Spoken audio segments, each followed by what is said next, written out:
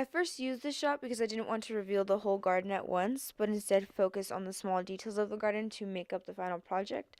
To the left, you can see the reflection of a little kid running, and I had slowed this clip down to demonstrate that this is a public garden where little kids love to roam. For this shot, I focused on the symmetry of the lines of the lantern by using the rule of thirds. So Japanese gardens are most commonly known for their koi fish. So I used selective focus on the fish because I wanted to direct all attention towards it and the action of it swimming. So for the ceramic stone lamp, I filmed this again with selective focus to bring out the texture of the decoration.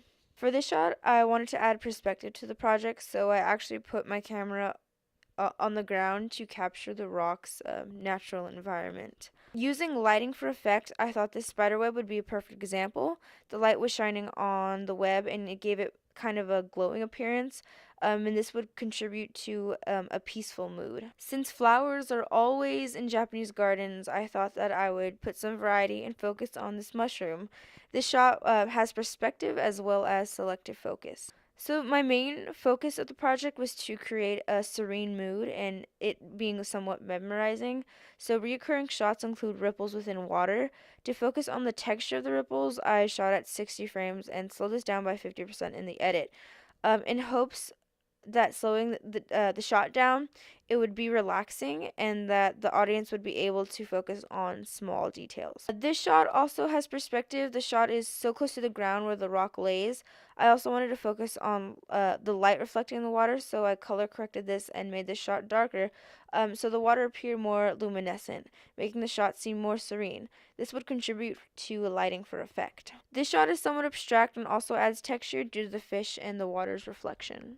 This shot would go under the category of lighting for effect. This shot was also shot at 60 frames, so in the edit I could slow it down, so that way the light looks like as if it was crawling on the tree.